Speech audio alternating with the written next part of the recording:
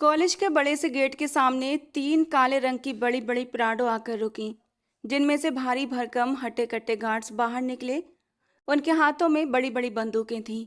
वे फुर्ती से उतरकर चारों तरफ फैल गए, जैसे हर खतरे को पहले ही घेर लेना चाहते हों। तभी एक गार्ड आगे बढ़ा और बीच में खड़ी गाड़ी का दरवाजा खोल दिया, जिससे वो शख्स बड़े रौब और ठाठ से बाहर निकला। लंबा कद, तेज नए नक्श और आंखों में छलकता हुआ घमंड। चारों तरफ खड़े स्टूडेंट की भीड़ उसे ऐसे देख रही थी जैसे कोई रियासत का वारिस उनके बीच उतर आया हो। आज शहर के सबसे बड़े कॉलेज में एनुअल फंक्शन रखा गया था और वहां सरदार शौर्य सिंह को चीफ गेस्ट के तौर पर बुलाया गया था। वही शौर्य सिंह जो हर साल इस कॉलेज को एक भारी रकम डोनेशन में देता था। कॉलेज के प्रिंसिपल अहम सर जैसे ही उसे आते हुए देखा, तुरंत भागते हुए उसके पास पहुंचे और झुककर उसका स्वागत करने लगे। शौर्य सिंह ने धीरे से अपने गॉगल्स उतारे, चेहरे पर गहरी संजीदगी सजाए और शान से उस खूबसूरत कॉरिडोर में आगे बढ़ने लगा। उसके चारों ओर गन लिए गार्ड्स दीवार बनकर खड़े थे। उसके चेहरे की सख्ती और रौब ऐसा था कि कोई उसकी आंखों में देखने की हिम्मत भी नहीं कर पा रहा था। प्रिंसिपल उसे बड़ी इज्जत और सम्मान के साथ आगे ले गए और सामने लगी गेस्ट चेयर पर बिठाया। अगले ही पल कार्यक्रम शुरू हो गया, जैसे सब उसी का इंतजार कर रहे हों। एक एक करके कॉलेज के स्टूडेंट अपनी बेहतरीन परफॉर्मेंस देने लगे, लेकिन शौर्य सिंह उन्हें बेहद बेजारी और ऊब भरी नज़रों से देख रहा था। 1 घंटा बीते बीते उसका सब्र जवाब देने लगा। वो बार बार घड़ी देखता, जैसे बस अब यहाँ से उठकर चले जाना चाहता हो। तभी माइक पर अनाउंसमेंट हुई, अब पेश की जा रही है अलीशा शर्मा की स्पीच। और उसी पल उसकी नज़र स्टेज पर पड़ी। एक प्यारी सी लड़की, कॉटन का सिंपल लेकिन बेहद खूबसूरत सूट, कंधों पर पड़ा सलीके से दुपट्टा, चेहरे पर मासूमियत और होठों पर हल्की सी मुस्कान लिए वो धीरे धीरे स्टेज पर आ रही थी। शौर्य सिंह की सांसें जैसे एक पल में थम गईं। वो उसे देखता रह गया। ऐसा नहीं था कि उसने खूबसूरती पहले कभी नहीं देखी थी। उसकी एक झलक पाने के लिए न जाने कितनी खूबसूरत लड़कियां उस पर जान छिड़कती थीं, लेकिन वो अपने घमंड में कभी किसी को देखना जरूरी नहीं समझता था।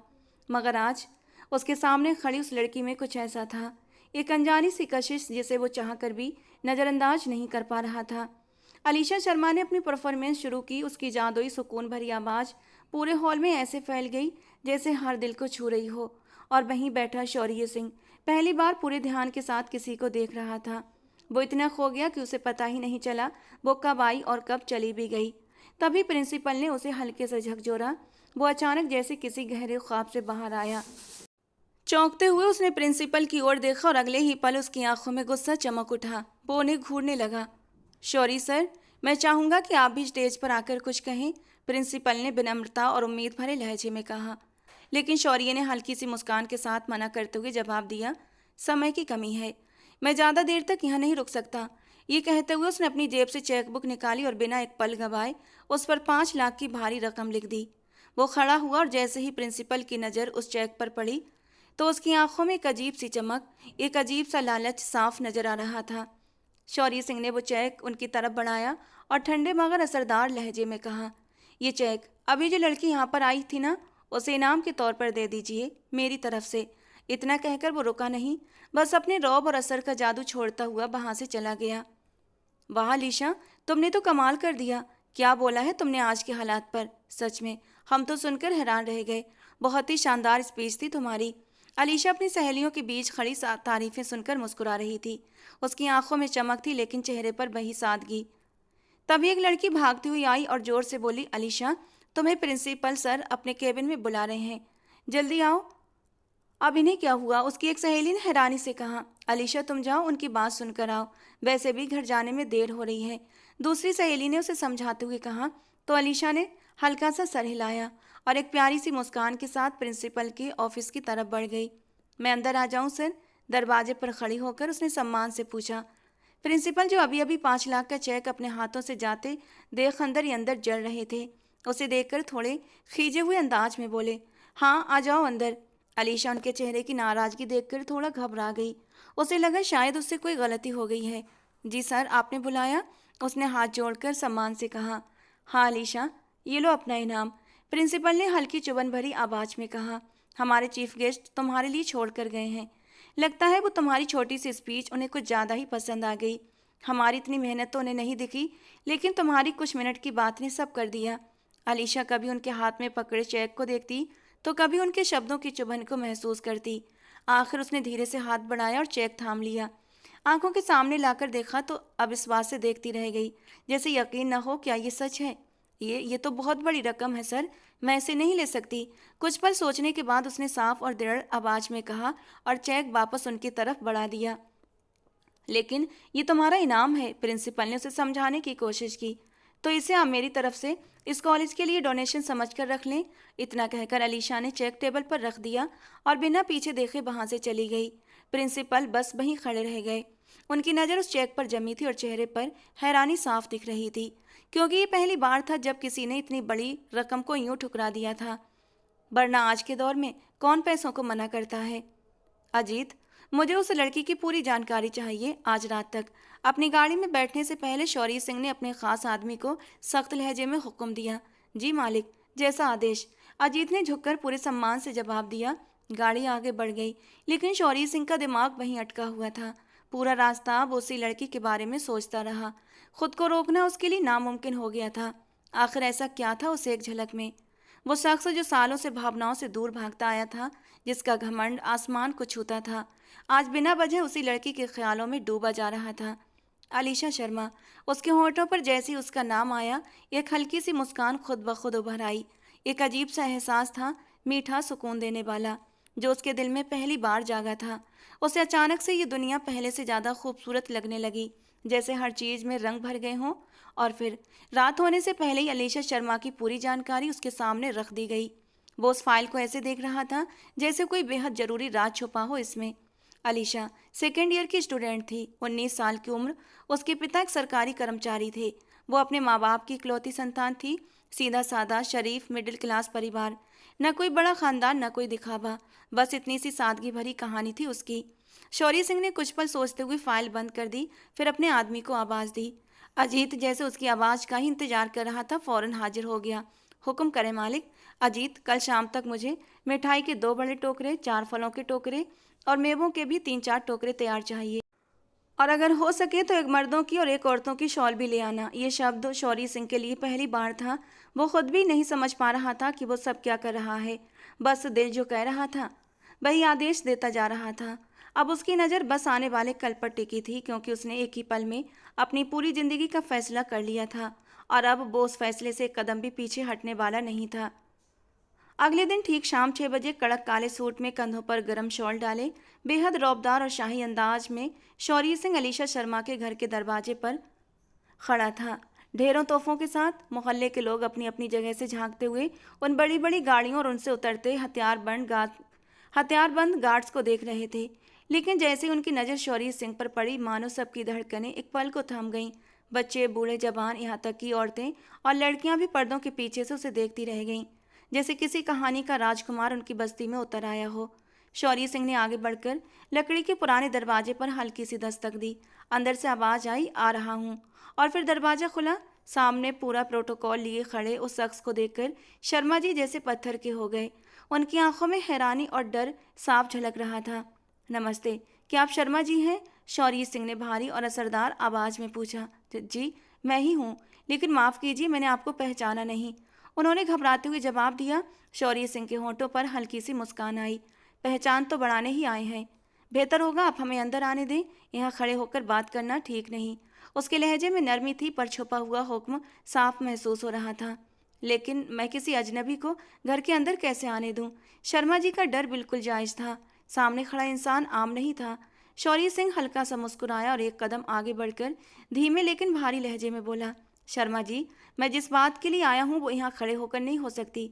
आप मुझ पर भरोसा करें, मैं आपको कोई नुकसान नहीं पहुँचाऊँगा जब तक आप मुझे मजबूर न करें। आखिरी बात उसने सिर्फ अपने दिल में कही। कुछ पल की खामोशी के बाद शर्मा जी एक तरफ हट गए और उसे अंदर आने का इशारा कर दिया।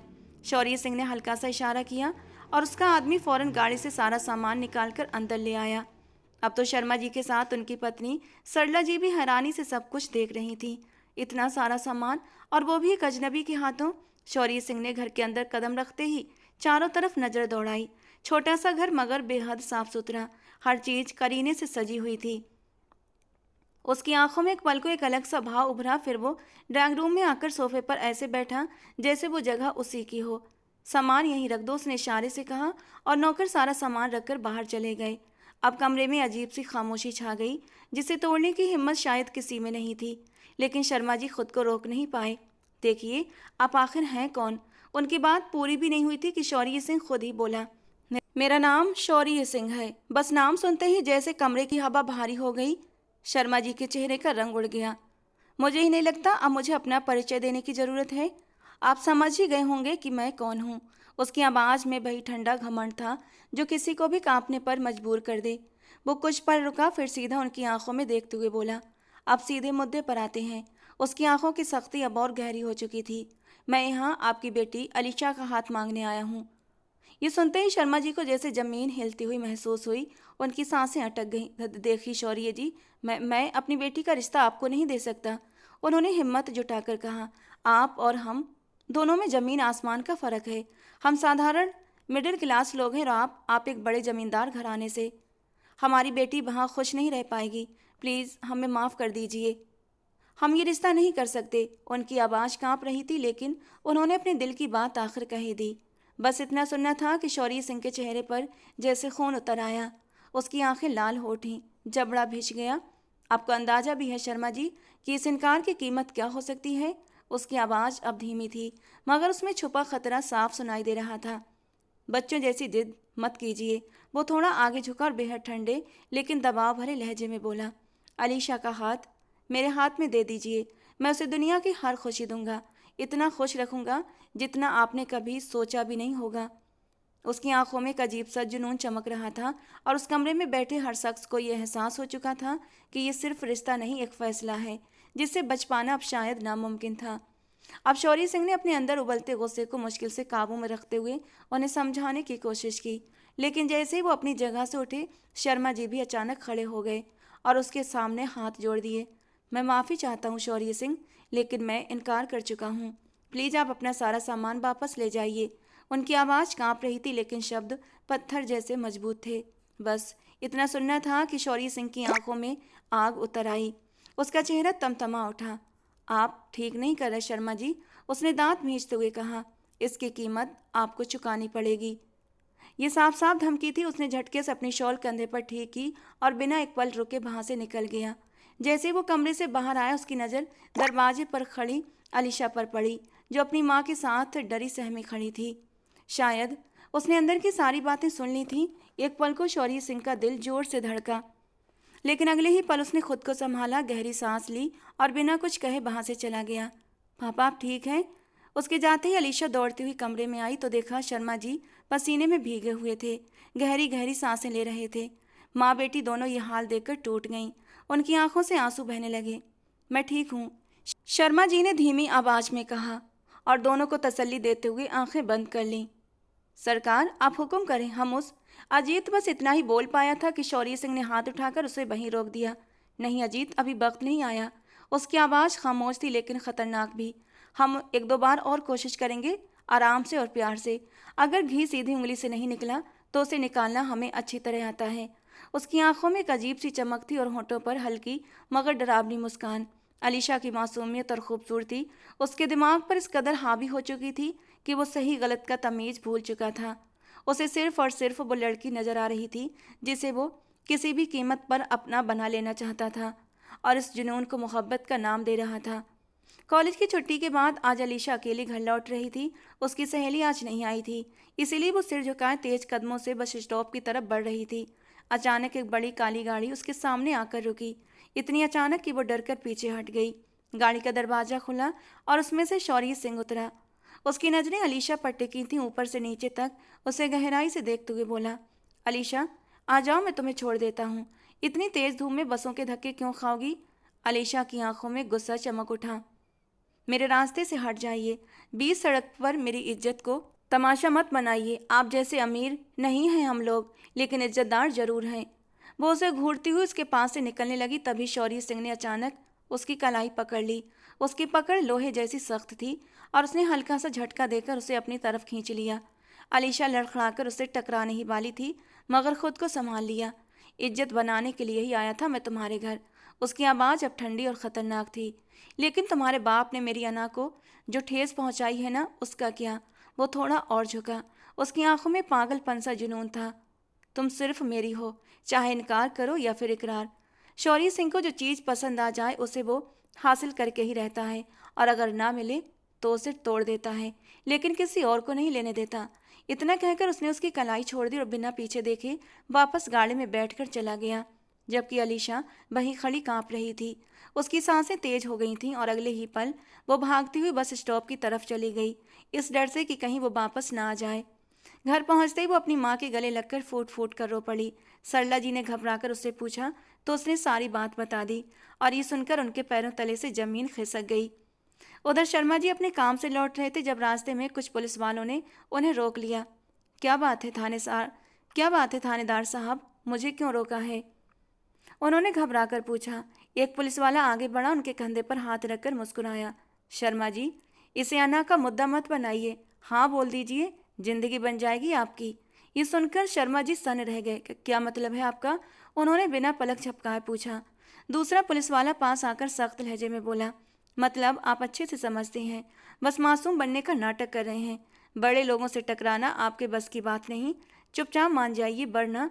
उसकी बात अधूरी थी लेकिन धमकी साफ थी। शर्मा जी बेबस होकर उन्हें देखते रह गए, फिर चुपचाप वहां से घर लौट आए। घर पहुंचते ही उनके झुके हुए कंधे और चेहरे पर छाई बेबसी देखकर अलीशा और उनकी पत्नी सरला जी सब समझ गईं। आखिर वो आदमी चाहता क्या है? क्यों हमारी बेटी के पीछे पड़ गया है? आप थाने में जाकर रिपोर्ट लिखवाइए, सरला जी गुस्से से बोली। किस थाने में जाऊं? शर्मा जी की आवाज़ अब तेज हो गई। वो आदमी ऊपर से नीचे तक सबको खरीद चुका है। आज पुलिस वालों ने खुद मुझे धमकाया है। अगर रिपोर्ट लिखवाई तो उल्टा हमारे ही खिलाफ मामला बन जाएगा। उनकी आवाज़ में लाचारी साफ झलक रही थी। अब तीनों को शौर्य सिंह की असली ताकत का अंदाजा हो चुका था। पापा, हम ये घर छोड़ देते हैं, मैं कॉलेज जाना भी छोड़ दूंगी, कहीं और चले जाते हैं, अलीशा मासूमियत से रोते हुए बोली। तो शर्मा जी का दिल अंदर से टूट गया। उन्होंने आगे बढ़कर उसके सिर पर हाथ रखा और गहरी तकलीफ के साथ उसे सीने से लगा लिया। उनकी आंखों में सिर्फ एक सवाल था, क्या एक बाप अपनी बेटी को बचा पाएगा? कुछ दिन खामोशी से गुजर गए। शर्मा जी को लगा शायद शौर्य सिंह पीछे हट गया है, लेकिन ये उनकी गलतफहमी थी। उसी शाम वो फिर एक बार उनके दरवाजे पर आकर खड़ा था, अलीशा का हाथ मांगने। लेकिन इस बार वो झुका हुआ नहीं था, बल्कि एक जिद्दी अडिग शख्स बनकर आया था जो मर सकता था मगर पीछे हटना उसके लिए नामुमकिन था। शर्मा जी उसे देखते ही कांप उठे। उसकी ताकत, उसका रुतबा किसी भी आम इंसान को तोड़ देने के लिए काफ़ी था, और आज वही हाल उनका था। तो क्या सोचा आपने शर्मा जी? शौर्य सिंह ने धीमे मगर नरम लहजे में कहा। मुझे लगता है अब आपको इनकार नहीं करना चाहिए। पिछले कुछ दिनों में मैंने आपको काफ़ी कुछ समझा दिया है। उसके शब्दों में साफ चेतावनी थी। तभी अचानक अलीशा गुस्से से वहां आई। उसकी आंखों में आंसू थे मगर आवाज़ में आग धधक रही थी।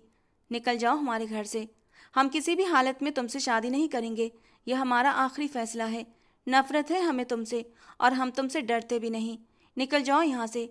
आज उसका सब्र टूट चुका था, अब वो डर नहीं रही थी। शौर्य सिंह कुछ पल उसे देखता रहा, उसकी आंखों में अजीब सी चमक थी। शादी तो तुम मुझसे ही करोगी अलीशा, बहुत जल्द, और ये शौर्य सिंह का वादा है। उसकी आवाज़ में पागलपन भरा यकीन था। वो कुछ पल और उसे घूरता रहा और फिर मुड़कर चला गया। दरवाज़ा बंद होते ही अलीशा की हिम्मत भी टूट गई। वो धड़ाम से जमीन पर गिर पड़ी और फूट फूट कर रोने लगी। शर्मा जी ने उसे सीने से लगा लिया और खुद भी रो पड़े। एक बाप की बेबसी आज साफ दिख रही थी। सरला जी एक कोने में खड़ी आंसू बहा रही थीं। कुछ देर के बाद शर्मा जी ने खुद को संभाला और गहरी सोच में डूबकर बोले, सरला, तुम एक काम करो, अलीशा को कुछ दिनों के लिए अपनी मामी के घर भेज दो। और हाँ, तुमने बताया था ना, तुम्हारी वो सहेली जो शादी में मिली थी, अपने बेटे के लिए अलीशा का रिश्ता मांग रही थी, मैं उस लड़के से मिल चुका हूँ। अच्छा है, हमारी बेटी के लायक है, तुम हाँ कर दो। हम जल्द से जल्द सादगी से दोनों का विवाह कर देंगे, और मैं अलीशा को यहाँ से भेजने के बाद नया घर भी ढूंढ लूँगा। उनकी आवाज़ में डर भी था और जल्दी फैसला लेने की मजबूरी भी। सरला जी और अलीशा दोनों को ये बात सही लगी, और फिर उसी रात अंधेरे की आड़ में न सिर्फ अलीशा उस शहर से चली गई, बल्कि शर्मा जी ने भी रातों रात घर बदल लिया ताकि शौर्य सिंह से दूर रह सके। कुछ दिनों के बाद जिंदगी जैसे पटरी पर लौटने लगी। अलीशा अब सुरक्षित थी और शर्मा जी और सरला जी भी राहत की सांस लेने लगे थे। सरला जी ने अपनी सहेली का लाया हुआ रिश्ता भी अलीशा के लिए मंजूर होने की खबर दे दी। दोनों परिवारों ने मिलकर 1 महीने के बाद सादगी से मंगनी करने का फैसला किया और 1 साल के बाद विदाई तय हुई।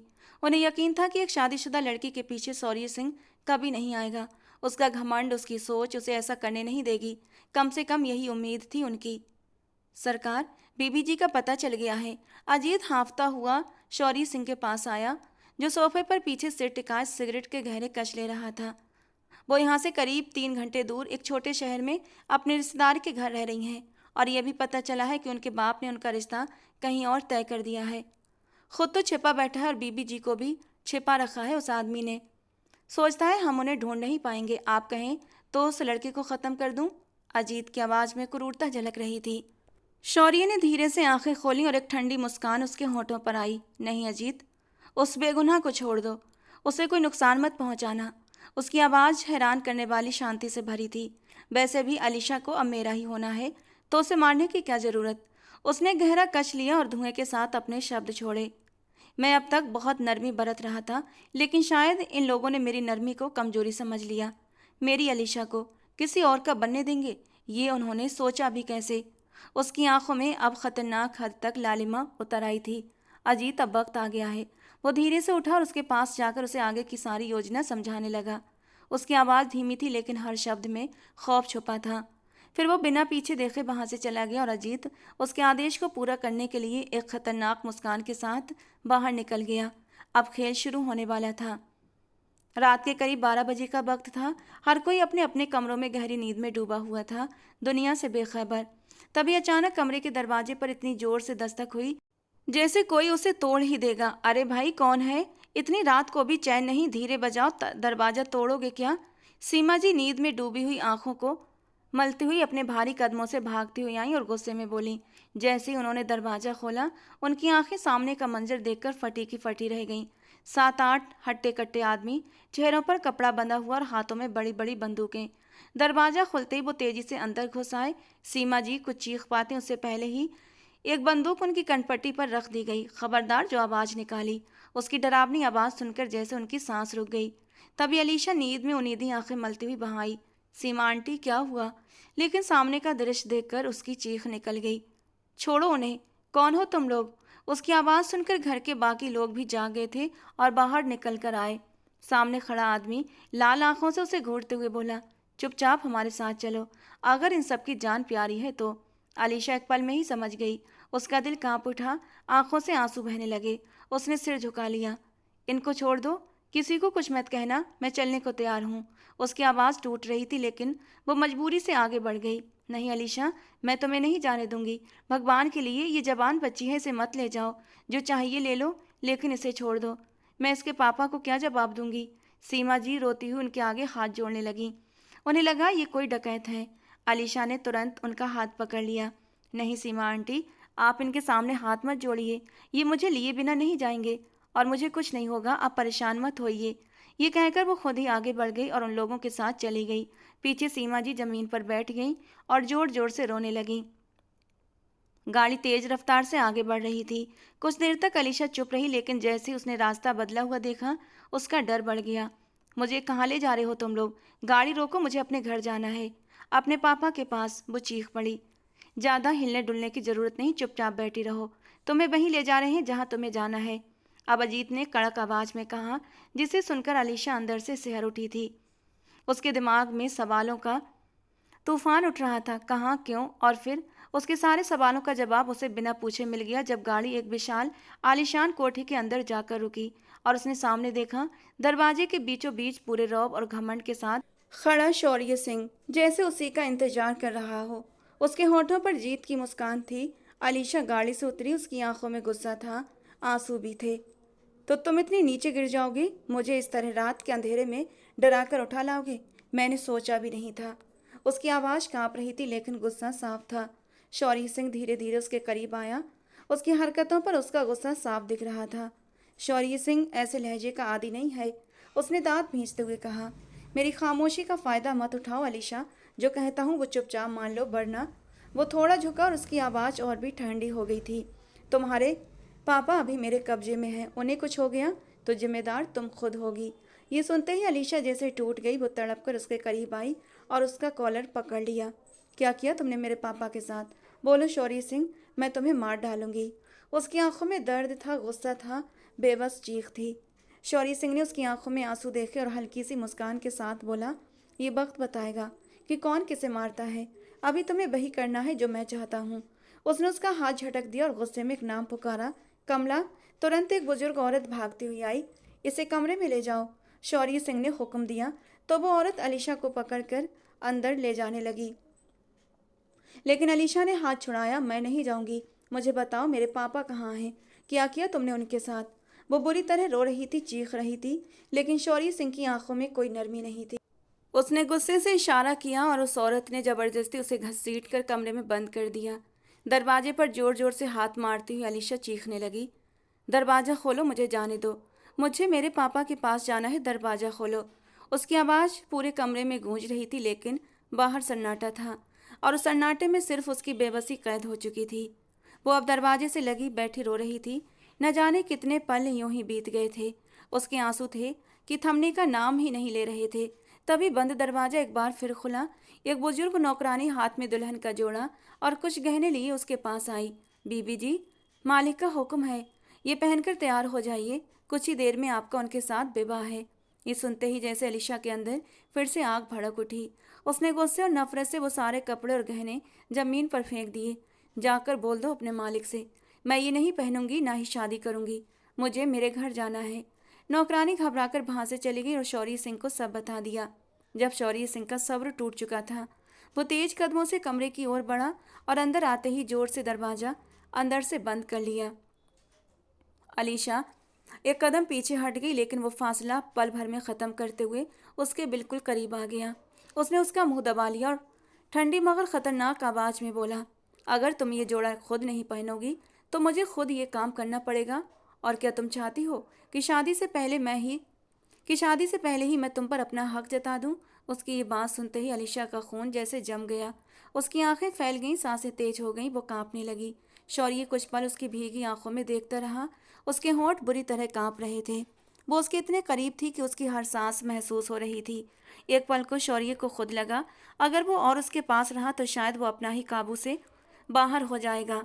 अगले ही पल उसने खुद को पीछे कर लिया। उसके जिस्म से आती हल्की सी खुशबू उसके होश पर असर डाल रही थी। उसके नरम गालों को छूते हुए उसकी पकड़ ढीली पड़ गई थी। वो अपने माथे को दबाने लगा, जैसे किसी अजीब सी बेचैनी में फंस गया हो। दिल में एक अनजाना तूफान उठ रहा था। मेरी नज़र तुम पर हर वक्त है, उसने नजरें फेरते हुए कहा। कोई ऐसी हरकत मत करना जिससे तुम्हारे पापा की जान खतरे में पड़े। तुरंत तैयार हो जाओ। वो उसकी तरफ देखे बिना ही कमरे से बाहर चला गया।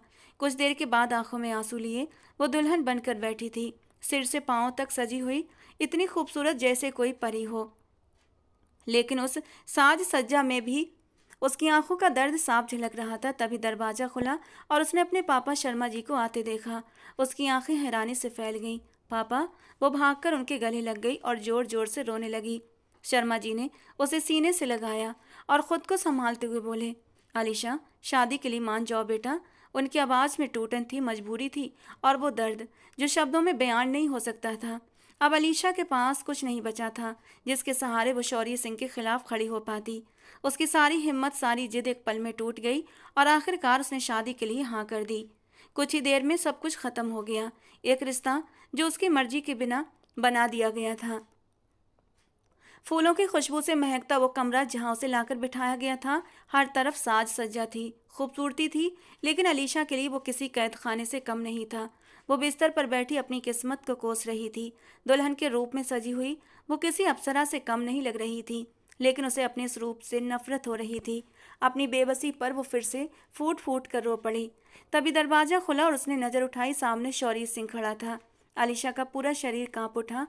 वो डर से सिहर गई, लेकिन फिर भी हिम्मत जुटाकर बोली, इस गलतफहमी में मत रहिएगा कि कागज के कुछ टुकड़ों पर जबरदस्ती साइन करवाकर आप मुझे पा सकते हैं। मैं अब आपकी ज़बरदस्ती और आपका ये बुरा बर्ताव और सहन नहीं करूंगी। आप एक जालिम इंसान हैं जिसमें जरा भी इंसानियत नहीं है। मेरे करीब आने की कोशिश भी मत करना। उसकी कमज़ोर सी आवाज़ में भी एक हिम्मत थी, एक आखिरी विरोध, जो उसे इस हालत में देखकर शौर्य सिंह के होंठों पर एक कड़वी मुस्कान आ गई और अगले ही पल वो मुस्कान तेज कहकहे में बदल गई। वो जोर जोर से हंसने लगा कि अलीशा उसे आंखें फाड़े देखती रह गई। थोड़ी देर के बाद उसकी हंसी को ब्रेक लगे थे और उसने धीरे से कहा, तुम्हें ये गलतफहमी क्यों है कि मैं तुम्हारे करीब भी आऊँगा? शौर्य सिंह की आवाज़ ठंडी थी, लेकिन उसके हर शब्द में चुभन महसूस हो रही थी। तुमने शौर्य सिंह के प्यार को बार बार ठुकराया है। उसके जज्बातों की जो बेइज्जती की है ना, वो मैं जिंदगी भर नहीं भूलूंगा। बेहिसाब मोहब्बत की थी मैंने तुमसे अलीशा, लेकिन अब तुम मेरी मोहब्बत और मेरी नज़दीकी के लिए तरसोगी। वो एक पल रुका, उसकी आंखों में दर्द और अहंकार दोनों थे। मैंने तुम्हें अपने नाम की जंजीरों में बांधना चाहा था और वो मैंने कर लिया, लेकिन प्यार प्यार तुम्हें कभी नहीं मिलेगा। तुम उसी तरह तड़पोगी जैसे मैं तड़पा हूँ।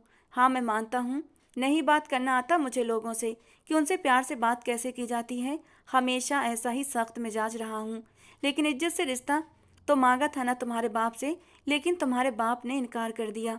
और एक बार नहीं, बार बार तुमने भी मेरे मुंह पर मेरी इंसल्ट की थी। उसने गहरी सांस ली। मुझे अंदाजा नहीं था कि तुम मुझसे इतनी नफरत करती हो। खैर, अब ये दुल्हन वाला साज श्रृंगार उतार दो और आराम से सो जाओ, क्योंकि अब शौर्य सिंह तुम्हारी तरफ गलत नज़र से देखना भी अपनी बेइज्जती समझेगा। मेरी तरफ से बेफिक्र रहो, अब मुझे तुम्हारी कोई चाहत नहीं रही। ये कहते हुए उसकी आवाज़ भारी हो गई, जैसे हर शब्द दिल को चीर कर बाहर आ रहा हो, और वो खुद को संभालते हुए वॉशरूम की तरफ चला गया। अलीशा को लगा जैसे किसी ने पिघला हुआ शीशा उसके कानों में उंडेल दिया हो। हालांकि वो तो खुद चाहती थी कि शौर्य उसके करीब ना आए, लेकिन अब जब उसने खुद ही उसे ठुकरा दिया था तो अलीशा को अपनी सख्त बेइज्जती महसूस हुई। पहले जबरदस्ती शादी और अब उसके वजूद, उसकी इज्जत, उसकी भावनाओं को यूं कुचल कर वो इतनी आसानी से दूर हो गया था। वो वहीं बैठी रह गई, अपनी बर्बादी का हिसाब लगाती। समझ ही नहीं पा रही थी कि उसके साथ हुआ क्या है। तभी उसकी नज़र दरवाजे की तरफ गई और शौर्य सिंह बिना शर्ट के बाहर आता दिखा। उसकी नज़रें जैसे वहीं ठहर गईं। एक पल को वह पलक झपकाना ही भूल गई। उसका मजबूत शरीर, पानी की बूंदों से भीगा हुआ उसका चौड़ा सीना, घने गीले बाल और उससे आती हल्की सी खुशबू। अलीशा का दिल अजीब तरह से धड़कने लगा। वो खुद को समझ नहीं पा रही थी। जल्दी से उसने नजरें फेर ली और धीरे से उठकर खड़ी हुई। तभी उसने देखा शौर्य सिंह सोफे पर तकिया रखकर लेट रहा था। उसका चेहरा अपमान और हैरानी से लाल पड़ गया। उसे उसकी इस बेरुखी की बिल्कुल उम्मीद नहीं थी, लेकिन न जाने क्यों उसके इस रवैये से उसके दिल में कुछ टूट सा गया। दिल में एक हल्की सी टीस उठी थी अपने आंसुओं को और इस अजीब एहसास से खुद को आज़ाद करने के लिए। जब वो वापस आई तो कमरे की लाइट बंद हो चुकी थी। हल्की नीली रोशनी में उसने देखा शौर्य सोफे पर गहरी नींद में सो चुका था। उसकी सांसें एकदम से शांत थीं और वो सोते हुए बेहद आकर्षक लग रहा था। अलीशा कुछ पल खड़ी उसे देखती रही, फिर धीरे से बिस्तर के कोने पर आकर लेट गई। एक गहरी सांस ली और सोचते सोचते कब नींद की दुनिया में खो गई उसे खुद पता ही न चला। अगली सुबह जब शौर्य सिंह की आंख खुली, अलीशा अभी भी गहरी नींद में थी। उसके रेशमी भूरे बाल तकिए पर बिखरे हुए थे। एक हाथ आंखों पर और दूसरा सीने पर रखा हुआ था। वो मासूम सी लग रही थी। शौर्य सिंह कुछ पल उसे यूं ही देखता रहा, बिल्कुल खामोश। वो वाकई बहुत खूबसूरत थी, लेकिन उसके दिल में उसके लिए सिर्फ नफरत थी। ये बात वो अच्छी तरह जानता था। रात की सारी बातें फिर से उसके दिमाग में घूमने लगीं। तभी अलीशा ने उसकी निगाहों की तपिश महसूस करते हुए आंखें खोलीं। शौर्य सिंह तुरंत नजरें फेरता हुआ उसे पूरी तरह नजरअंदाज करते हुए वॉशरूम की तरफ चला गया। अलीशा उठकर बैठ गई। उसके चेहरे पर उलझन साफ दिख रही थी। वो समझ नहीं पा रही थी ये सब क्या हो रहा है। कुछ देर के बाद जब वो तैयार होकर बाहर आया तो उसने उसे काली टी शर्ट और पैजामे में देखा। वो हमेशा की तरह रौबदार लग रहा था, लेकिन आज उसके और अलीशा के बीच एक अजीब सी खामोशी खड़ी थी, जो शायद अब इतनी आसानी से टूटने वाली नहीं थी। हल्की हल्की दाढ़ी और गेहूँगा रंग उसकी पर्सनालिटी की कशिश को और भी बढ़ा रहा था। अलीशा एकटक उसे देखती रह गई। शायद वो कहीं जाने की तैयारी में था, लेकिन ये सवाल वो उससे पूछ न सकी। बिना उसकी तरफ देखे ही वो कमरे से बाहर चला गया। अलीशा धड़कते दिल के साथ उठी और अलमारी की तरफ बढ़ी, लेकिन जैसे उसने खोला वो हैरान रह गई। अंदर हर तरह के नए महंगे और खूबसूरत सूट सलीके से टंगे हुए थे।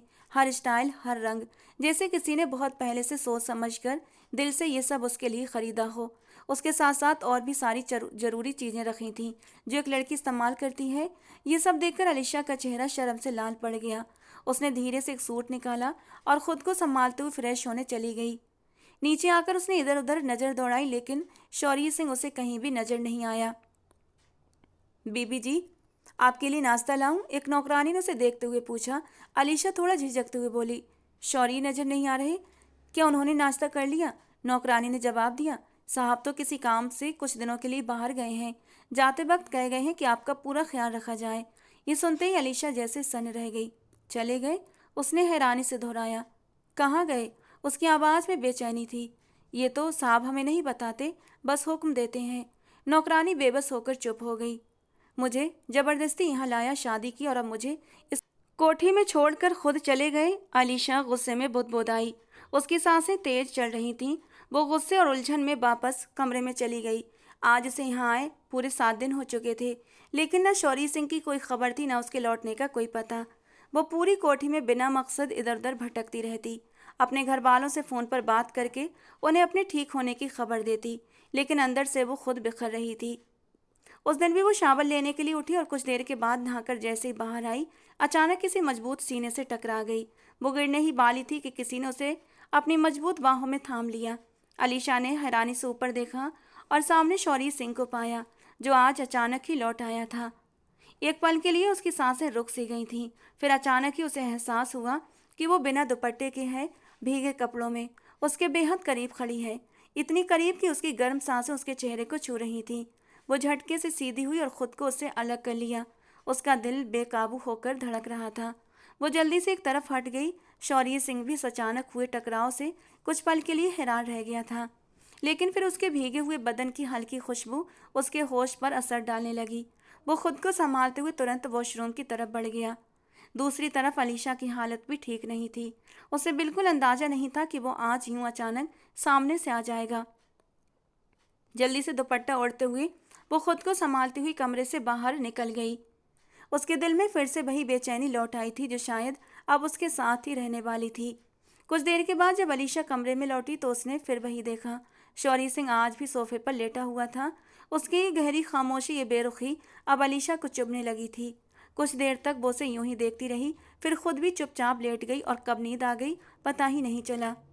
सुबह जब उसकी आंख खुली तो उसने देखा शौरी अपना बैग पैक कर रहा था। क्या वो फिर से कहीं जाने की तैयारी में था? ये सोचते ही अलीशा का खून खौल उठा। वो गुस्से में उठी और बिना कुछ बोले कमरे से बाहर जाने लगी। तभी पीछे से उसकी ठंडी और भारी आवाज़ अलीशा के कानों में सुनाई दी। बात सुनो अलीशा। उसकी आवाज़ कानों में टकराती अलीशा वहीं रुक गई, जैसे उसके कदम जड़ हो गए हों। तैयार हो जाओ, हमें गांव के लिए निकलना है। उसने बस इतना कहा और अपना फैसला सुना दिया।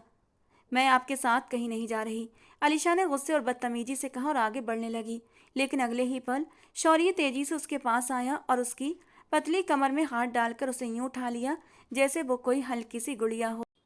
अचानक जमीन से पैर उठ जाने पर अलीशा घबरा गई और गिरने के डर से उसने अपने दोनों हाथ उसके गले के चारों ओर कस लिए।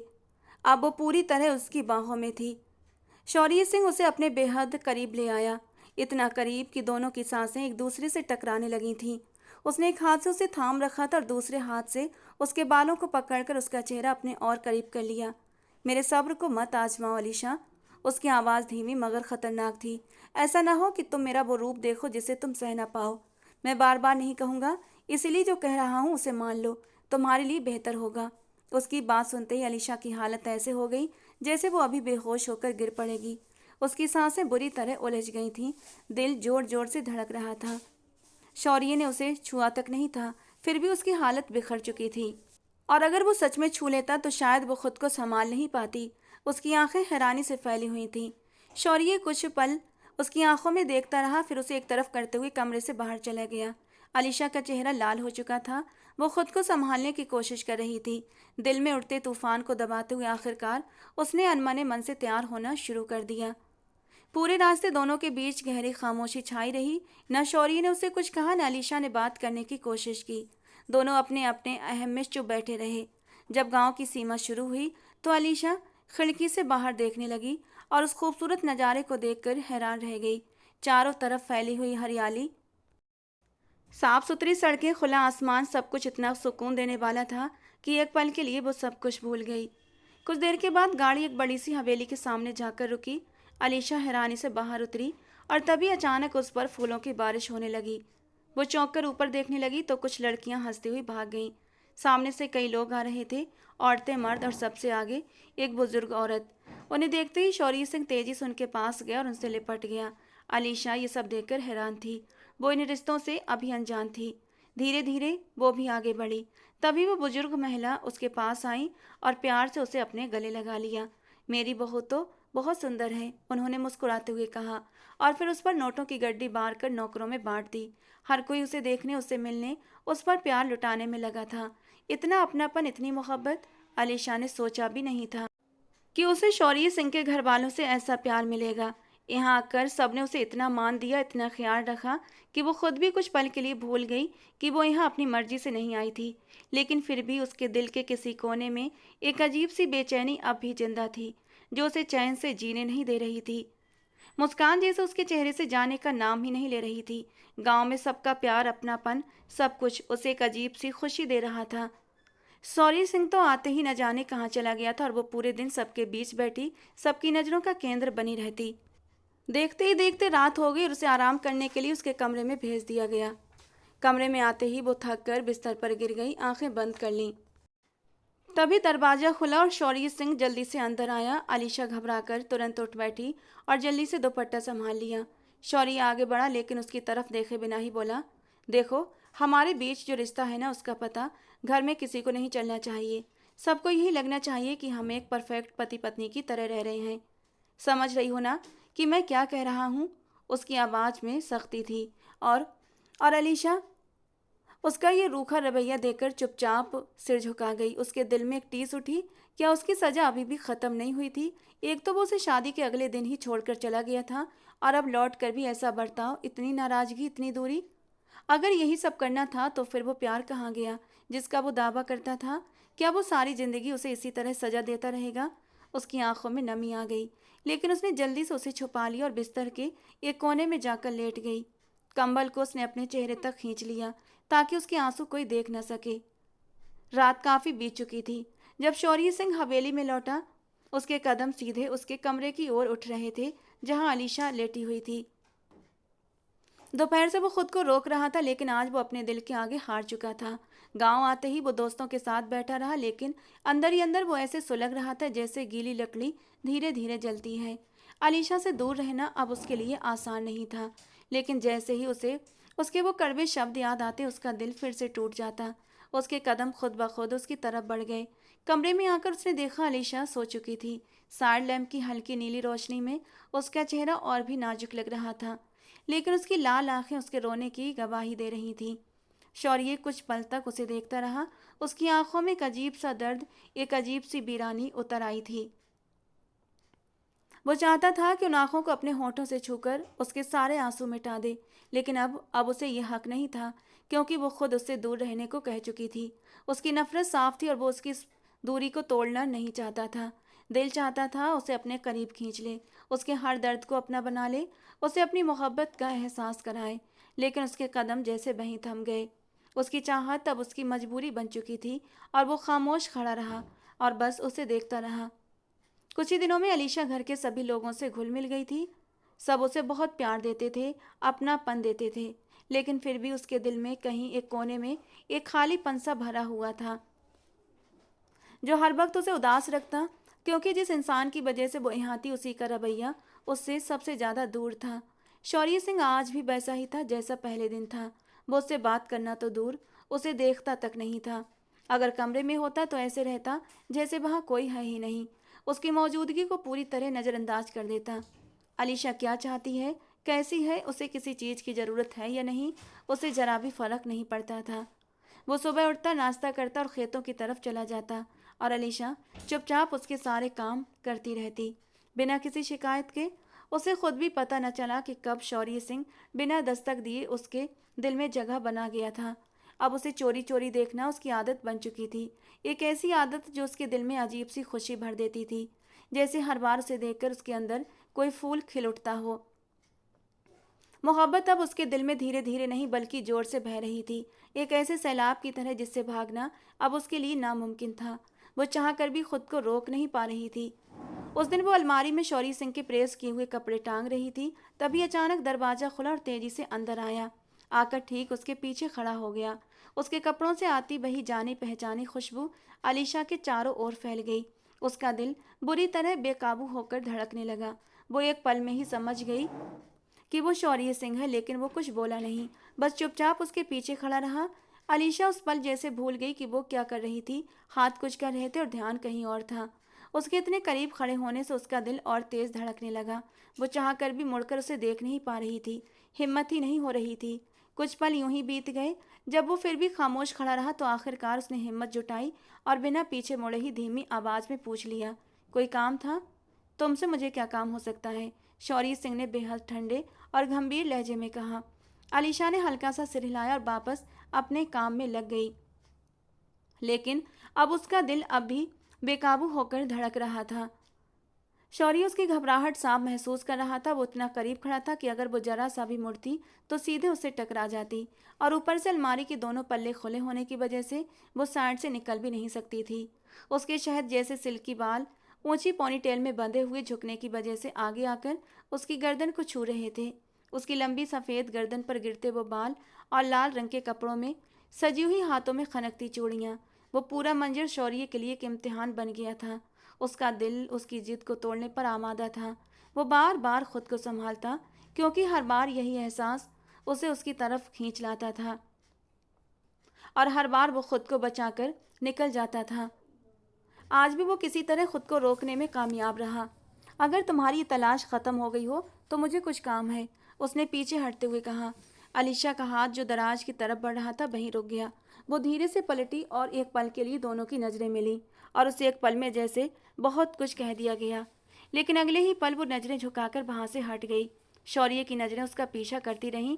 अलीशा सोफे पर रखे कपड़ों की तरफ बढ़ी, लेकिन उसे साफ महसूस हो रहा था कि कोई उसे देख रहा है, जैसे वो उसकी नजरों के घेरे में हो। उसने हल्के से पलट कर देखा तो शौर्य ने तुरंत नजरें फेर लीं, लेकिन उसे एक झलक ने ही उसके दिल की धड़कन और तेज कर दी। वो घबरा गई, जल्दी से कपड़े उठा और दरवाजे की तरफ बढ़ गई।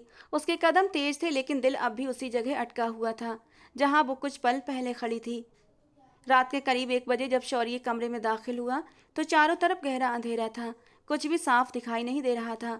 उसने हाथ बढ़ाकर स्विच ऑन किया। हल्की सी रोशनी फैलते ही वो सीधे वॉशरूम में चला गया।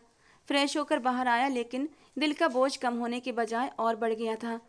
सोफे पर सोने का ख्याल ही उसे बेचैन कर रहा था। एक पल के लिए सोचा, फिर चुपचाप बिस्तर के दूसरे किनारे पर जाकर लेट गया। कमरे में आते वक्त तो उसे जोरों की नींद आ रही थी, लेकिन अब जैसे वो कहीं गायब हो गई थी। पास से आती धीमी धीमी सांसों की आवाज़ उसकी नींद को पूरी तरह उड़ा चुकी थी। दिल बार बार कह रहा था बस एक नज़र देख लेने में क्या बुराई है, लेकिन उसकी जिद, उसका घमंड हर बार उसके सामने दीवार बनकर खड़ा हो जाता। वो आंखें बंद किए सोने की कोशिश कर रहा था, लेकिन नींद उससे कोसों दूर खड़ी जैसे उसका मजाक उड़ा रही थी। आखिरकार दिल और दिमाग की इस जंग से तंग आकर वो उठकर बेड के हेडबोर्ड से टिक गया और उसकी नज़र पास सोई अलीशा पर पड़ी और वहीं ठहर गई। उसका गोरा चेहरा, हल्की गुलाबी आभा लिए हुए नरम होठ जैसे किसी फूल की पंखुड़ी हो। एक हाथ उसके सीने पर रखा था और दूसरा हाथ तकिए पर। सफ़ेद कलाइयों में अब भी काली चूड़ियां सजी हुई थीं। वो सच में बेहद खूबसूरत लग रही थी। शौर्य का दिल एक बार फिर उसके खुले हुए भूरे बालों में उलझने लगा। वो धीरे से आगे बढ़ा उसके चेहरे पर गिरी लटों को हटाने के लिए, लेकिन जैसे ही वो करीब आया अलीशा के सोए हुए शरीर में हल्की सी हरकत हुई और वो तुरंत पीछे हट गया। मैं इतना कमज़ोर क्यों पड़ रहा हूँ? उसने खुद से सवाल किया। नहीं, मैं हार नहीं सकता। ये कहते हुए वो अचानक उठा और जाकर सोफे पर लेट गया, क्योंकि उसके इतने करीब रहकर सो पाना उसके लिए नामुमकिन था। अगले दिन जब अलीशा की आँख खुली, उसने कमरे में इधर उधर देखा, लेकिन शौर्य कहीं नजर नहीं आया। वो उदासी से उठी, फ्रेश होकर जैसे ही कमरे से बाहर आई, उसे हॉल से हंसी की आवाज़ें आ रही थीं। थोड़ी हैरानी से वो आगे बढ़ी और जैसे ही हॉल में पहुंची उसकी आंखें सामने का नज़ारा देखकर ठहर गईं। शौर्य के सामने एक बेहद खूबसूरत लड़की बैठी थी और दोनों किसी बात पर हंस रहे थे। लेकिन जैसे ही शौर्य की नज़र अलीशा पर पड़ी, उसकी मुस्कान एकदम से थम गई। वो फिर से पहले जैसा सख्त और ठंडा हो गया। लेकिन वो लड़की अब भी अलीशा को देख रही थी और मुस्कुरा रही थी, और उसकी वो मुस्कान अलीशा के अंदर गुस्से की आग भड़काने के लिए काफ़ी थी। तो तुम ही हो शौर्य की वाइफ, जिससे वो शहर से शादी करके लाया है? वो लड़की उठकर अलीशा के पास आई और अंदाज में नजाकत थी, लेकिन आवाज में जलन साफ झलक रही थी। अलीशा ने पहले उस लड़की को देखा, फिर शौर्य की ओर, जो कुछ देर पहले हंस रहा था अब बिल्कुल पत्थर सा खड़ा था। मैं शौर्य की दोस्त हूँ, लावण्या, शहर में पढ़ती हूँ, आज ही आई हूँ। तो पता चला कि जनाब ने शादी भी कर ली और हमें पूछा भी नहीं, उसने हल्की मुस्कान के साथ कहा। अलीशा की आंखों में गुस्सा भर आया। उसने दोनों को एक तीखी नज़र से देखा और फिर बिना कुछ कहे तेज तेज कदमों से वापस मुड़ गई। उसके कदमों की आवाज़ उसके अंदर उठ रहे तूफान का साफ इशारा दे रही थी। कमरे में आते ही अलीशा जैसे अपने आप पर काबू खो बैठी। उसने गुस्से में एक एक चीज उठाकर फेंकना शुरू कर दिया। बेडशीट, तकिए, शौर्य की अलमारी में रखे उसके सारे कपड़े, उसके परफ्यूम, सब कुछ अब फर्श पर बिखरा पड़ा था। कमरा पूरी तरह अस्त व्यस्त हो चुका था। तभी दरवाजा खुला और शौर्य अंदर आया। उसकी नज़र जैसे ही कमरे की हालत पर पड़ी वो ठिठक गया। आंखों में हैरानी भर गई। फिर उसकी नज़र अलीशा पर गई, जो तेज तेज सांसें लेती लाल चेहरा लिए उसे घूर रही थी। ये क्या है अलीशा? शौर्य ने दांत भींचते हुए गुस्से में कहा। और जो आप कर रहे हैं वो क्या है? अलीशा भी अब फट पड़ी थी। उसका सब्र आज टूट चुका था। अच्छा बताओ, मैंने क्या किया है? वो उसके करीब आते हुए ठंडे मगर चुपते लहजे में बोला। गैर औरतों के साथ हंस बोल सकते हैं आप, और अपनी बीबी से बात करते वक्त आपकी जुबान बंद हो जाती है। इस बार अलीशा ने दिल की सारी बातें बिना रोके कह दी। ओह बीबी, शौर्य ने हल्की सी कड़वी हंसी के साथ कहा। वही बीबी जिसने सुहागरात को ही अपनी नफरत बहुत अच्छे से जता दी थी। जरा ये भी बता दीजिए कि आपने अब तक बीबी होने के कौन से फर्ज निभाए हैं? उसकी आंखों में झांकते हुए उसने सवाल किया, जिसमें तंज भी था और दर्द भी। आपका हर काम करती हूँ। और क्या होता है बीबी का फर्ज, वो भी बता दें। आपकी हर बात सहती हूँ, आपकी हर कड़वी बात सुनती हूँ, आपकी बेरुखी, आपकी लापरवाही सब चुपचाप सहती हूँ। जो कहते हैं वो करती हूँ, कभी शिकायत नहीं की। और क्या करूँ मैं? उसकी आवाज़ भर्रा गई। और आपने आपने कौन सा फ़र्ज निभाया है? शादी के बाद से आपने मेरी ज़रूरतों का ख्याल रखना तो दूर, मुझसे ठीक से बात तक नहीं की, मेरी तरफ देखते तक नहीं। अगर मैं इतनी ही बुरी थी तो मुझसे ज़बरदस्ती शादी क्यों की? क्यों मेरे पीछे पड़े रहे? अब जब मैं आपकी हूँ तो आपको मेरी कोई परवाह नहीं? अगर मेरी कोई अहमियत नहीं तो छोड़ दीजिए मुझे। आखिरी शब्दों के साथ उसकी आवाज़ भी टूट गई थी। आंखों से आंसू बह निकले। वो एक पल भी वहां नहीं रुकी, मुड़कर चली गई। शौर्य उसे रोकना चाहता था लेकिन जैसे उसके कदम जड़ हो गए थे। वो बस उसे जाता हुआ देखता रह गया। उसकी आंखों में आंसू देखना उसे अंदर तक चुभ गया था। वो तो बस उसे तंग कर रहा था, लेकिन उसकी बातें सीधे उसके दिल में उतर गई थीं। बहुत हो गया, अब मुझे अलीशा से बात करनी होगी। उसने बिखरे हुए कमरे पर एक नज़र डाली और ठान लिया कि आज रात वो उससे बात करेगा। फिर चुपचाप बाहर निकल गया। उधर अलीशा किचन में आकर अपने आंसू पोंछने लगी। घर के बाकी लोग शायद अपने कमरों में थे, इसीलिए किसी की नज़र उस पर नहीं पड़ी। नमस्ते बीबी जी, पीछे से शारदा की आवाज़ आई। नमस्ते, अलीशा ने जबरदस्ती मुस्कुराते हुए जवाब दिया। बीबी जी, मैं अभी आपका नाश्ता बनाती हूँ। शारदा जल्दी जल्दी उसका नाश्ता बनाकर उसके सामने रख गई। शारदा, क्या तुम मुझे गांव घुमा सकती हो? मेरा दिल बहुत घबरा रहा है, अलीशा ने धीमे और उदास लहजे में कहा। अरे क्यों नहीं बीबी जी, आप जल्दी से नाश्ता कर लें, आज मैं आपको पूरा गांव घुमाऊंगी, शारदा उत्साह से बोली। अलीशा ने भी दिल का बोझ हल्का करने के लिए जल्दी जल्दी नाश्ता ख़त्म किया। फिर दादी से इजाज़त लेकर शारदा के साथ बाहर निकल आई। वो खाली खाली नज़रों से सामने की कच्ची पक्की सड़क को देखती चली जा रही थी, लेकिन उसका मन तो कहीं और ही भटक रहा था। अपनी ही सोचों में खोया हुआ, अपने ही दर्द में डूबा हुआ। उसकी अपनी ही जिंदगी उसे एक बोझ सी लगने लगी थी। उसके वजूद का जो इस तरह से अनदेखा किया गया था, उसके दिल में पल रही मोहब्बत को जैसे गहरे दर्द में डुबो गया था। वो तो बस उस इंसान से जिससे उसका रिश्ता जुड़ा था सिर्फ मोहब्बत चाहती थी, बस थोड़ा सा अपनापन, थोड़ी सी परवाह। उसने कब चाहा था कि वो उसे अपनी ज़िंदगी में शामिल करके खुद किसी और की हंसी में खो जाए और उसे इस तरह तन्हा छोड़ दे कि उसका दम घुटने लगे, हर सांस उसे बोझ लगने लगे। दर्द उसकी रग रग में उतर चुका था, बेचैनी उसकी हर धड़कन में बस गई थी। हाँ, ये सच था कि कभी वो शौर्य सिंह से नफरत करती थी, लेकिन 7 फेरों के उस मजबूत बंधन में बंधने के बाद वो उसी से बेइंतहा मोहब्बत करने लगी थी। वो उसकी धड़कनों में बस गया था और उसके दिल में खिली ये मोहब्बत अब शौर्य के दिल में भी अपने लिए वही एहसास चाहती थी। वो उसकी आंखों में अपने लिए चमक देखना चाहती थी, अपना नाम, अपना हक, अपना अस्तित्व। लेकिन जो हुआ वो उसकी उम्मीदों के बिल्कुल उलट था। शौर्य ने उसकी भावनाओं को नज़रअंदाज करके अपनी जिद, अपनी खामोशी की दीवारों में उसे कैद कर लिया था, जो उसे घुटन दे रही थी। उसकी मोहब्बत उसके अपने ही पैरों तले रौंदी जा रही थी और ये दर्द अब उसकी आंखों में बहने लगा था। चेहरा आंसुओं से भीग गया। हे भगवान, तू तो सब जानता है मेरे दिल का हाल भी, मुझे इस दर्द से राहत दे, मुझे सुकून दे। वो मन ही मन भगवान से प्रार्थना करने लगी। चलते चलते वो इतनी दूर आ गई थी कि उसे खुद होश नहीं था। तभी शारदा की घबराई हुई आवाज़ ने उसे जैसे झकझोर कर हकीकत में वापस ला दिया। बीबी जी, जल्दी चलिए, हम दुश्मनों की जमीन पर आ गए हैं। इससे पहले कि अलीशा को समझ पाती, अचानक तेज गोलियों की आवाज गूंज उठी। उसका दिल दहल गया। वो डर के मारे नीचे झुक गई, कानों पर हाथ रखे। उसका पूरा शरीर कांपने लगा। उस पल उसने सबसे ज्यादा शौर्य को याद किया। वो इस जगह के नियम रीति रिवाज कुछ नहीं जानती थी। डर के मारे इधर उधर देखने लगी। समझ नहीं आ रहा था उसने क्या गलती कर दी है। तभी उसने देखा, एक जीप में से कई खौफनाक चेहरे वाले आदमी उसकी तरफ बढ़ रहे थे। ए लड़की, कौन हो तुम और यहाँ किसकी इजाजत से आई हो? एक भारी आवाज उसके करीब आकर गूंजी। अलीशा ने डरते हुए चारों ओर देखा। मैं शौर्य सिंह की पत्नी हूँ। मुझे नहीं पता यहाँ के नियम। मुझे जाने दीजिए। उसकी आवाज़ कांप रही थी, लेकिन उन लोगों के चेहरों पर हंसी फैल गई। शारदा तो गोली की आवाज़ सुनते ही भाग चुकी थी और अलीशा डर और सदमे में जड़ सी खड़ी रह गई। वो भाग भी नहीं पाई और अगले ही पल वो उनकी पकड़ में आ गई। उठाओ से और ले चलो। ये तो शौर्य सिंह की बीबी है। बहुत हिसाब बाकी है उससे। लगता है वसूलने का वक्त आ गया है। वो हंसते हुए बोले और उसे जबरदस्ती उठाकर अपने साथ ले जाने लगे। अलीशा चीखती रही, गिड़गिड़ाती रही, लेकिन उसकी कोई आवाज़, कोई दुआ, कोई विनती उन पर असर नहीं कर पाई। उसकी दुनिया एक पल में अंधेरे में डूब गई। बड़े सरकार, बीबी साहिबा, गजब हो गया। अलीशा बीबी को वो लोग उठाकर ले गए। शारदा हाँफती हुई रोती हुई हवेली में घुसी और सबको ये खबर दी। उसकी बात सुनते ही जैसे सबके होश उड़ गए। क्या क्या कह रही हो तुम? कौन ले गया मेरी बच्ची को? दादी, दादी जी ने उसे झकझोरते हुए पूछा। उनकी आवाज़ डर से कांप रही थी। शौर्य सिंह वहीं पास बैठा था। उसकी आंखें फैल गईं। वो शारदा को यूं देख रहा था, लेकिन उसके कान जैसे यकीन नहीं कर रहे थे।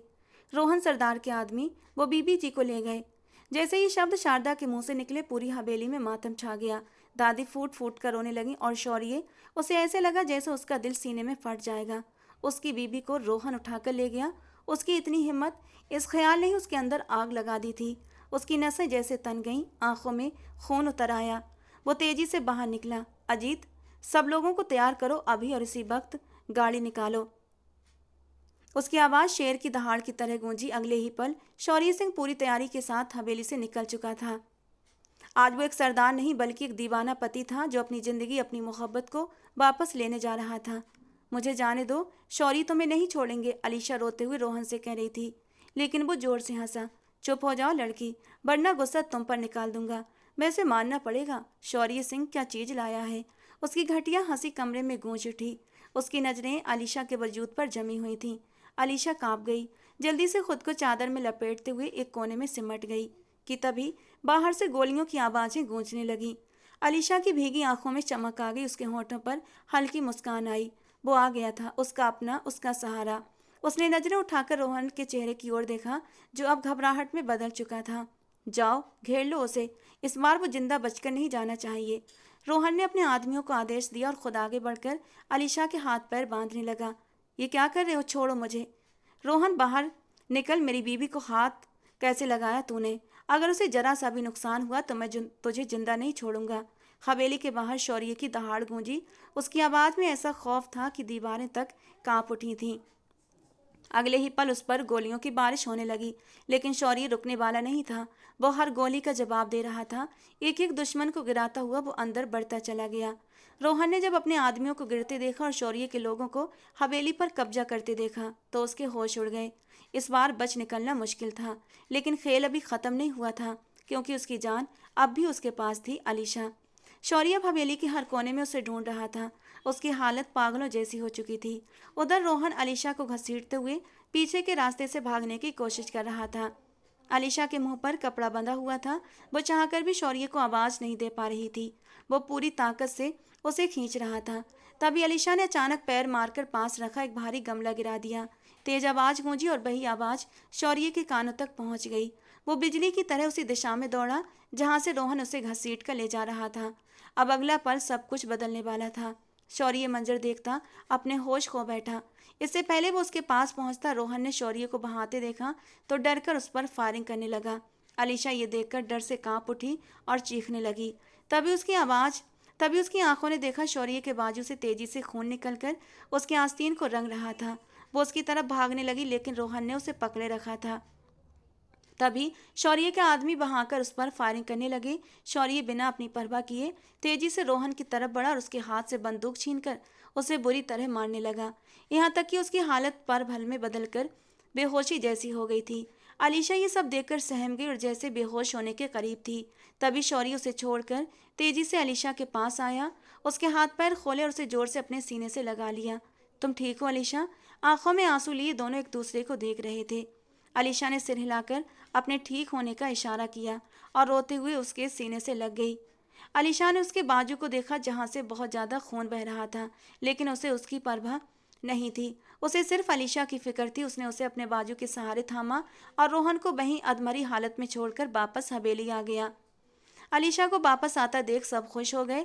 दादी तो जैसे उसे देखकर जी उठी थीं। शौर्य के अलावा उनका कोई था ही नहीं। उसके माता पिता के गुजर जाने के बाद उन्होंने ही शौर्य को पाल पोस कर बड़ा किया था और अब शौर्य की वजह से अलीशा भी उन्हें बेहद प्यारी हो गई थी। अलीशा उन्हें देखते ही दौड़कर उनके पास गई और उनके सीने से लगकर फूट फूट कर रो पड़ी, जबकि शौर्य ये सब देखकर चुपचाप अपने कमरे में चला गया। अब तो शाम ढलने लगी थी जब दादी उससे बोली कि वो अपने कमरे में जाए और कुछ देर आराम करे। खाना भी वहीं कमरे में भिजवा देंगी दोनों का। अलीशा उनके पास से उठकर सीधे अपने कमरे में आई तो देखा शौर्य अपने हाथ के जख्म को खुद ही साफ करने की कोशिश कर रहा था। अलीशा रोती हुई उसके पास आई और उसके हाथ से कॉटन लेकर उसके जख्म को साफ करने लगी। शौर्य की हैरान नजरें उसे एकटक देख रही थीं। उसकी आंखों से गिरते आंसू शौर्य को ऐसे महसूस हो रहे थे जैसे उसके दिल पर गिर रहे हों। तभी वो मुंह फेर कर दूसरी तरफ देखने लगा। दरवाजे पर दस्तक हुई। अलीशा शौर्य की अच्छे से पट्टी करके उठी और दरवाजा खोलने गई जहां नौकरानी खाना लिए खड़ी थी। वो उसके हाथ से खाना लेकर वापस शौर्य के पास आई और उसे अपने हाथ से खिलाने लगी, लेकिन शौर्य उसके हाथ को नजरअंदाज करते हुए खुद ही खाने लगा। अब अलीशा से सहा नहीं गया और वो उसके सीने से लगकर फूट फूट कर रो पड़ी। मुझे माफ़ कर दीजिए शौर्य, बस कर दीजिए, मुझे और सज़ा मत दीजिए, मैं आपसे मोहब्बत करती हूँ। शौर्य जो अब भी नाराज़ था उसके हाथों को खुद से पीछे कर रहा था, लेकिन अचानक उसके मुंह से वफा का इजहार सुनकर जैसे वहीं ठहर गया। क्या गैर मर्द से नफरत करना मेरा गुनाह था? बोली शौर्य, आपने जो किया क्या वो ठीक था? लेकिन शादी के बाद भगवान ने मेरे दिल में मेरे पति की मोहब्बत डाल दी और मुझे कोई शर्म नहीं इस बात का इकरार करते हुए कि मैं उससे बहुत मोहब्बत करती हूँ, उसके बिना रह नहीं सकती। हिचकियों से रोती हुई वो अब उससे दूर होकर बोल रही थी। अब शौर्य के लिए अलीशा से और दूर रहना नामुमकिन हो गया था। उसके बेकाबू जज्बात पूरी तरह उस पर हावी हो रहे थे और उसे बेचैन कर रहे थे। तभी उसकी नाजुक कमर के गिर्द अपने मजबूत बाजुओं का घेरा बनाते हुए शौर्य ने जोर से उसे अपनी ओर खींचा, जिससे बेखबर अलीशा कटी हुई डाल की तरह उसके सीने से जा टकराई। शौर्य के गर्म कांपते होंठ अलीशा के नरम गुलाबी होंठों से जा टकराए। बड़ी शिद्दत और बेकरारी से शौर्य अलीशा के होंठों को गीला करने लगा। उसकी नशीली आंखों में देखता हुआ वो पूरी तरह बेताब हो रहा था। उसे तकिए पर लिटाता हुआ उसकी गर्दन में अपना चेहरा छुपा गया। अलीशा भी कब से इस मोहब्बत के लिए तड़प रही थी। उसके बालों में उंगलियां फंसाते वो गहरी गहरी सांसें लेने लगी। शौर्य मदहोश नजरों से उसके कांपते होंठों को देखने लगा। दोबारा से उसके होंठों पर झुककर उसकी सांसें इनहेल करने लगा और अब अगले ही पल शौर्य के शरारती हाथ उसके शर्ट के बटन खोल रहे थे, जिसे महसूस करके अलीशा की सांसें गले में अटकी थीं। शर्ट के बटन खोलता हुआ वो उसकी नरम धड़कनों को अपनी मुट्ठी में दबोच गया था। अलीशा के होंठों से एक सिसकी निकली थी। बहुत तड़पाया है तुमने आज, अपनी मोहब्बत की सारी तड़प तुम्हारे वजूद पर निकालूंगा। उसके कान में सरगोशी करते हुए उसका ये जुनून देखकर अलीशा एक पल को सहम गई थी। उसका ये डरा सहमा रूप देखकर शौर्य हंस पड़ा। बेफिक्र हो जाओ, जान बसती है मेरी तुम्हारे अंदर तो अपनी जान को हर्ट नहीं करूंगा। वो धीरे से अपनी जेब से वो धीरे से अपनी जीभ से उसकी नरम धड़कनों की टिप को गीला करने लगा। धड़कनों से नरम पेट पर आता वो उसके बैली बटन को छू गया था। बैली बटन से नीचे आते वो उसकी नाजुकी को बड़ी मदहोशी से पीने लगा कि अलीशा मचल उठी थी। उसे शौर्य से इस कदर बेबाकी की उम्मीद नहीं थी। अलीशा के कांपते वजूद को देखकर शौर्य के जज्बात और भी भड़कने लगे थे। खुद को और अलीशा को हर पर्दे से आज़ाद करते हुए वो अलीशा के ऊपर होता उसकी नाजुकी में एक झटके से उतर गया था। ओफ जालिम शौर्य, दूर हटो मुझसे, वो दर्द से बिलबिला उठी थी। पहले खुद पास बुलाती हो, फिर दूर जाने को कहती हो। अब तुमसे दूर गया तो जान से जाऊंगा, क्योंकि तुमसे दूर जाने की कंडीशन में बिल्कुल नहीं हूँ। वह गहरी गहरी सांसें लेता हुआ उसके नाजुक वजूद में ऊपर नीचे हो रहा था और अलीशा की जान लबों पर आई थी। और थोड़ी ही देर के बाद अलीशा को खुद भी सुकून मिलने लगा था। उसकी गहरी मदहोश सिसकियां सुनते ही शौर्य के होंठों पर एक नरम मुस्कान आई थी। अब क्या ख्याल है, दूर जाऊं या फिर और करीब आऊं? उसके कान में सरगोशी कर गया कि अलीशा ने उसकी कमर में बाहें डालकर उसे खुद से भींच लिया था और उसके होठों को अपने नरम होठों से छू गई। अलीशा ने अपनी आंखें मजबूती से कसकर बंद कर लीं और खुद को उसके भरोसे छोड़ दिया। शौर्य के जज्बात उस पल बेकाबू थे, लेकिन इस बार उनमें जबरदस्ती नहीं बल्कि अपनापन और गहरी मोहब्बत थी। दोनों के बीच की दूरियां धीरे धीरे मिटती चली गईं। सुबह आँख खुलने पर शौर्य ने बहुत प्यार से अपने सीने पर सोए उस नाजुक वजूद को देखा, फिर उसे धीरे से अपने करीब समेट लिया। आज की उसकी ये सुबह बहुत खूबसूरत थी। उसकी मोहब्बत का मुकम्मल एहसास मिल चुका था। अलीशा ने उसके जज्बात को स्वीकार करके उसे सुकून दे दिया था। अब उसे कोई गिला नहीं, कोई शिकायत नहीं रही थी। अलीशा ने आंखें खोलकर शौर्य को देखा, फिर मुस्कुराते हुए उसके सीने से लग गई। मोहब्बत वाकई बहुत खूबसूरत होती है, ये बात अब वो भी समझ चुकी थी। भले शौर्य का उसे अपनाने का तरीका गलत था, लेकिन वो शौर्य के सच्चे जज्बातों से इनकार नहीं कर सकती थी, और शायद यही वजह थी कि वो शौर्य को सच्चे दिल से अपना चुकी थी। तो दोस्तों, आज की कहानी कैसी लगी कमेंट बॉक्स में ज़रूर बताना। पसंद आई हो तो प्लीज़ लाइक करना। ऐसी और रोमांटिक कहानियों के लिए हमारे चैनल के साथ जुड़े रहें। मिलते हैं दोस्तों अगली किसी नई और रोमांटिक सी कहानी के साथ।